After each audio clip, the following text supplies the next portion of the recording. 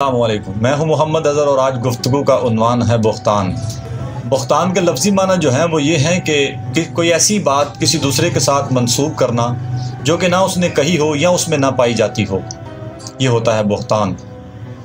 बुख्तान लगाना एक आसान हरबा है, ऐसा अमल है जो लगा कर किसी की इज़्ज़त या किसी के किरदार को आसानी के साथ टारगेट किया जा सकता है, जो कि ना चाहते हुए भी लाजमन उसके किरदार को एक दागदार ज़रूर करके जाता है।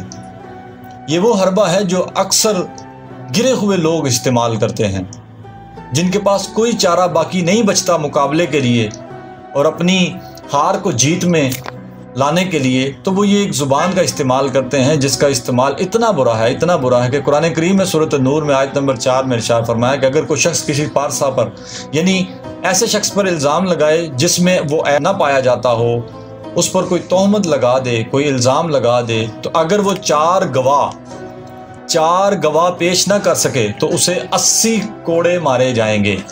ये दुनियावी कानून की बात है, दुनियावी कानून की बात। जो कोई किसी पे इल्ज़ाम लगाए और वो उसे साबित ना कर पाए तो 80 कोड़े मारे जाएंगे उसको, और 4 गवाह पेश करने उस पर लाजिम होंगे। ये वाहिद एक ऐसा अमल है जिसको इंसान अपनी ज़ुबान से तो निकाल लेता है, फिर इसको साबित करने के लिए झूठ पे झूठ बोलता है, फिर झूठ का भी गुनाह, बुख्तान का भी गुनाह, अगले का इमेज तो बर्बाद हो ही रहा है, खुद की इज्जत भी दाव पे लगा रहा है कि अगर ये साबित ना कर पाया या अगला ऐसा ना निकला तो मैं तो खुद जलील हो जाऊँगा। तो ऐसा ही होता है, अक्सर जो किसी पे इल्ज़ाम लगाते हैं वो अक्सर, खुदा ना आस्ता, अल्लाह करे उनको हिदायत आ जाए, अगर वो साबित ना कर पाए, किसी पे इल्ज़ाम लगाने वाला इल्ज़ाम साबित ना कर पाए, 4 गवाह पेश ना कर पाए, तो वो दुनिया की नज़र में इतना गिर जाता है कि कोई शख्स उसका इत्मीनान नहीं करता। कुरान करीम में भी यही इरशाद फरमाया कि अगर कोई शख्स 4 गवाह पेश ना कर सके, बुख्तान लगा दे, वो फासिक है, उसकी कभी गवाही कबूल नहीं होगी। बुख्तान एक बहुत ख़तरनाक अमल है जिसको हम आसानी से सुन भी लेते हैं, कर भी लेते हैं। आज के इस मौजूए बुख्तान में मैं आपको एक वाक़या सुनाता हूँ और एंड पे एक हदीस भी सुनाऊँगा, फिर इंशाअल्लाह इस मौजू को हम समेटेंगे। कि शरअ मौता में हज़रत ज़रकानी रहमतुल्लाह अलैह फरमाते हैं कि एक औरत मर गई और दूसरी औरत उसको गुस्ल देने लगी। जब गुस्ल देने लगी तो उसकी रान पे जब उसने हाथ लगाया तो रान पर हाथ लगाते हुए उसने साथ वाली औरतों से कहा, इसके तो फ़लाँ शख्स के साथ नाजायज़ ताल्लुकात थे। जैसे उसने ये लफ्ज़ कहे, उसका हाथ उसकी रान के साथ चिमट गया।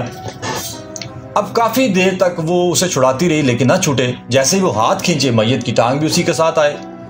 तो जो बाहर मैयत वाले थे उन्होंने कहा, भी इतनी देर लगाते हैं, ज़रा जल्दी करो। लेकिन ये मामला अब कब तक रहता। अब बाहर वालों को भी पता चल गया, जी वो तो हाथ उसका चिमटा हुआ है। वो एक मौलवी साहब के पास गए और जाके उनसे फतवा पूछा, तो उन्होंने कहा, जी जो हाथ जिसका लगा है वो हाथ काट दें। अब जिनकी औरत गुस्ल दे रही थी उन्होंने कहा, जी हम तो अपनी औरत का हाथ नहीं कटने देंगे। तो फिर वो दोबारा गए, उन्होंने कहा, जी वो तो नहीं काटने दे रहे। उन्होंने कहा, फिर ऐसा करो, एक छुरी लो, तो जिसकी रान है वो काट दो। उन्होंने कहा, जी अब अपनी मैयत को हम नहीं दागदार होने देंगे, हम तो नहीं काटने देंगे। तो ये मामला 3 दिन 3 रातें चलता रहा। इसके बाद लोगों ने मदीना शरीफ की जानिब रुख किया। वहाँ हज़रत इमाम मालिक रहमतुल्लाह अलैह उनके पास ये वाक़या पहुँचा। तो जब उनके पास ये वाक़या पहुँचा तो उन्होंने कहा कि मुझे ले चलो वहाँ पे जहाँ ये वाक़या है। वो वहाँ पे पहुँचकर एक पर्दा हायल किया गया। फिर उन्होंने उस खातून से पूछा, भी देखो, जब तुम ये गुस्ल दे रही थी तो रान पर हाथ रखे हुए थी, तो तुम्हारी ज़ुबान से वो क्या लफ्ज़ थे जो निकल रहे थे? उस औरत ने इकरार किया कि जी मैं ये कह रही थी कि इसके तो फ़लाँ शख्स के साथ ताल्लुकात हैं। हज़रत इमाम मालिक ने फरमाया, क्या तुम्हारे पास इसके 4 गवाह हैं? वो कहती नहीं।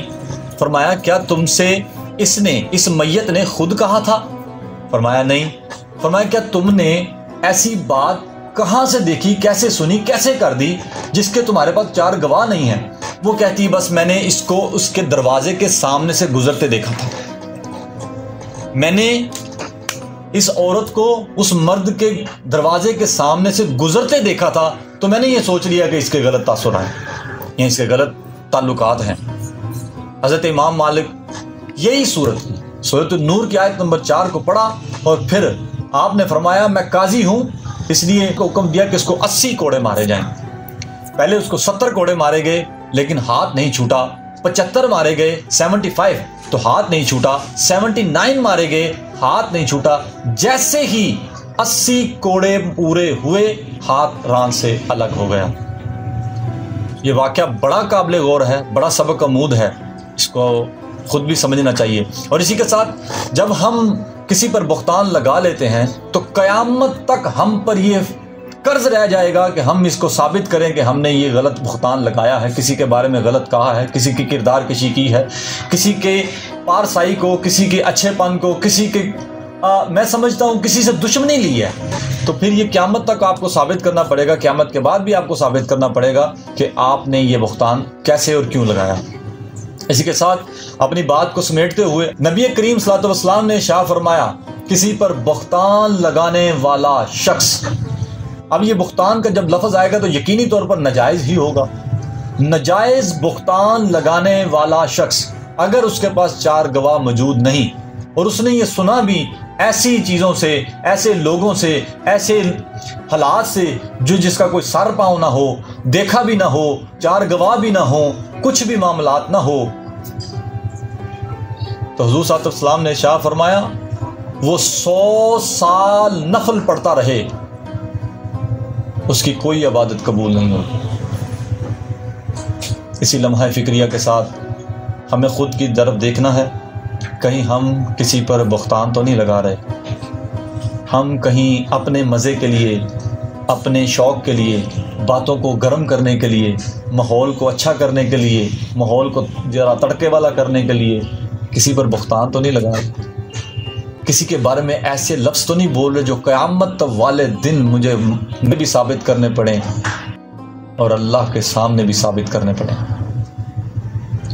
इसकी मुआफ़ी का ताल्लुक जो है कि जी अगर किसी ने लगा दिया हो तो फिर क्या करें। मैंने उलमा से सुना है जो किसी पे बुख्तान लगा दे, अगर उसने उसके मुंह पे कहा है तो उसके मुंह पे मुआफ़ी मांगे, और अगर किसी लोगों के सामने, किसी लोगों के दरमियान बैठकर उसने ये बात की है कि फ़लाँ शख्स इतना बुरा है, फ़लाँ शख्स का इतना गंदा है, फ़लाँ शख्स का ताल्लुक गलत है, तो उसे उन्हीं लोगों के सामने मुआफ़ी मांगनी चाहिए और तौबा करनी चाहिए अल्लाह ताला से।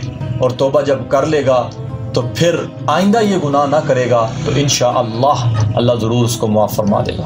हमारे लिए लम्हा फ़िक्रिया है कि हमें अपनी ज़ुबानों से सोच कर, तोल कर बोलना चाहिए, कहीं पर बुख्तान लगाकर अपने अमालों को बर्बाद तो नहीं कर रहे।